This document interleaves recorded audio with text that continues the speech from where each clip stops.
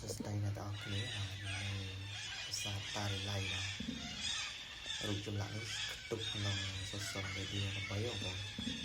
ភាសារូបនេះមានមុខដូចមនុស្សយើងហ្នឹងដូច slide ដល់ពត់នៅលើដូចសក់ដូចអីចឹងបាទដូចសម្លៀកបំពាក់អីចឹងស្អាតបងប្អូនរូបចម្លាក់នៅ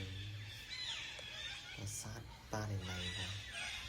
ស្អាតមែនទែនខាងភាសាចឹងហើយ slide ដល់ខៀវសម្ងាត់ស្អាតមែនទែនបងគឺ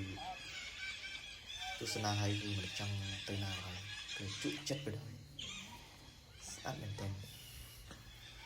ធម្មជាតិពិតៗបង